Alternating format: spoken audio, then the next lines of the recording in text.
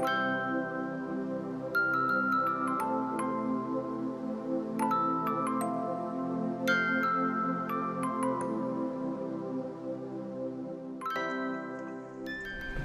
process for loading your filament.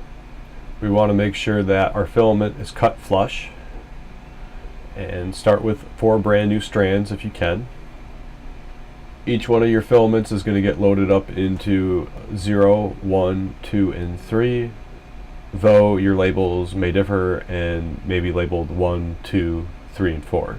Either way, you should be loading blue into 0, red into 1, yellow into 2, and white into 3, or your corresponding colors in whatever drive you would like to mix.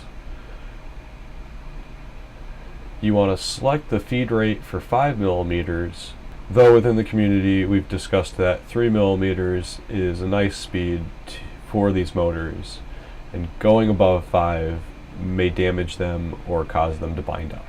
Right now 5 is default, but within Web Controller you can right click. That will allow you to change the size, which will change to 3, and click OK. Next we want to select 10 millimeters for filament feed, but like I just showed you, you can right click on these, and in the future we're going to be using several other sizes to load the filament properly. So I'm going to change 50 to 23 and 100 to 28. We want to make sure that the temperature is set to 170.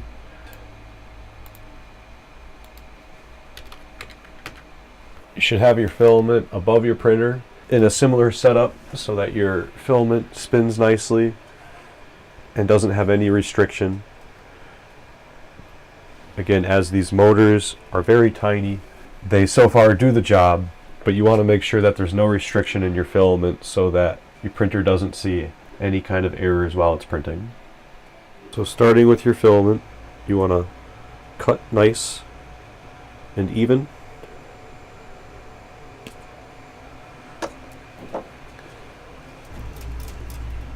I've got it bent, so I'm just going to cut nice and even.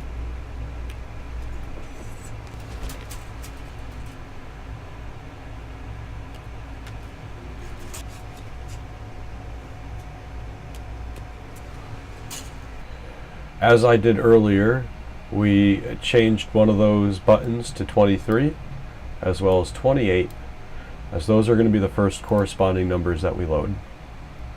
So starting with port 0, or you might have port 1, we're going to take the blue filament and we're going to load it by 23 millimeters.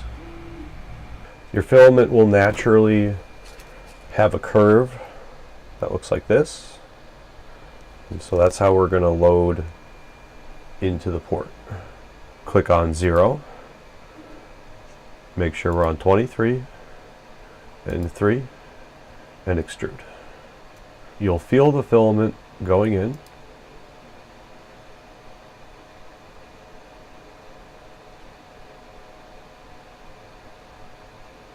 and it'll stop.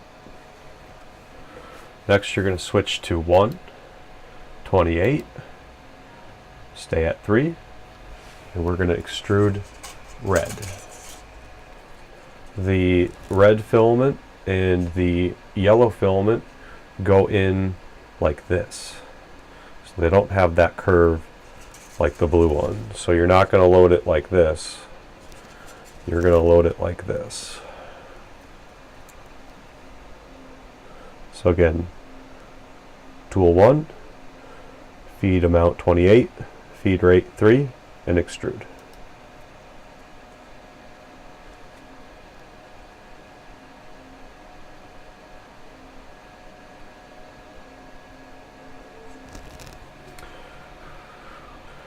Now we're going to move to drive 2. We're going to stay on 28. We're going to stay on feed rate 3, and we're going to extrude. Again, just like I showed you, we're going to go in like this and extrude.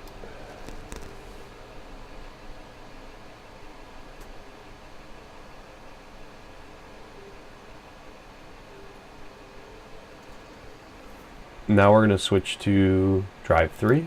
We're going to go back to feed amount 23, and we're going to stay on feed rate 3.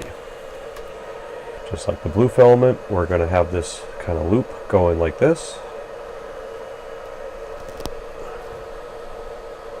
And extrude.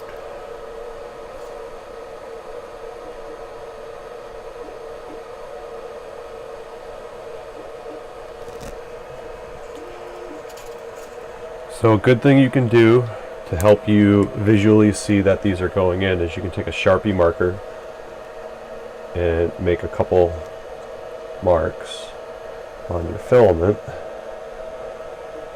to give you a visual that they're moving. So next we're going to click all for extruder drive. We're going to set the feed amount to 20, and we're going to follow step 3, which is once each filament has moved down through the print head to the staging area directly above the PTFE insert, set the feed amount to 20 millimeters and extrude all. So we should start to see all our filaments moving, and if you see any filament starting to hesitate, you can help move it along. But ultimately, once you get past this 20 millimeters, you should be properly loaded into your chamber. So once we do this one more time, we should start to see some extrusion come out of our hot end. So I'm going to extrude another 20 millimeters. And as you can see, we are extruding properly.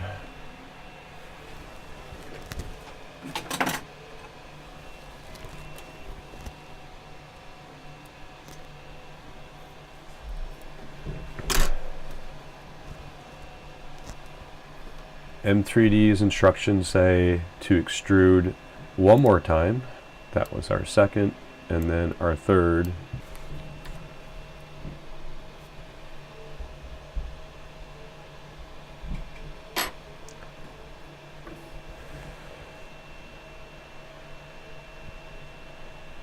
So this is where I like to take my temperature up to printing temps to make sure that every filament is working properly, and then as soon as I find out that that is the case, I will turn the heater back down to 0, as any prolonged inactivity to the motors and pushing filament may cause the filament to bake, and which will eventually cook and cause blockages. So doing that, I will go through each one of these, and again, we can now right click on these, and I'm going to set this to 100. I'm going to keep my feed rate at 3, but I want to now purge each one of these heads by 100 so that I make sure that the remaining PETG filament is out of the head. So I'm actually going to set this to 255, that is what my PETG filament was at. Whatever filament you had loaded previously, you want to set to that temperature or higher, depending on what you're loading into it, to properly purge your filament that was inside of it. Results may vary, and if you do not unload properly and find yourself clogged, there are methods to unclog, or you can simply save yourself some time and aggravation and buy yourself a brand new hot end. So again, not to have this cook too long, going to just run each one of my filaments. You can see the blues coming out nice. 100 millimeters per filament might seem overkill, but better safe than sorry, especially with having to declog these. They are no fun to declog, and if you have an extra $25, I would suggest highly that you invest in a few.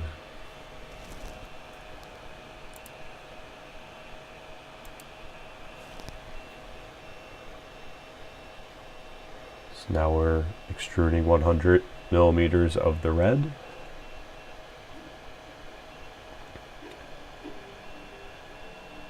If you are not getting a straight line, as you're seeing here, you might be dealing with some sort of clogging or under extrusion.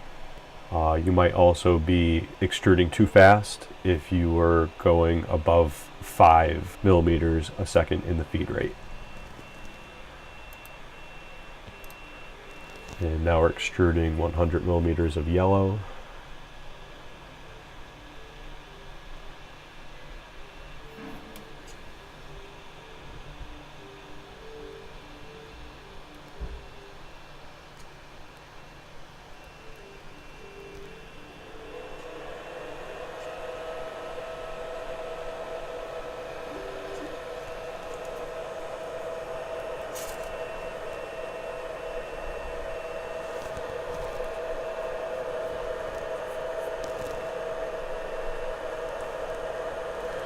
And now 100 millimeters of white.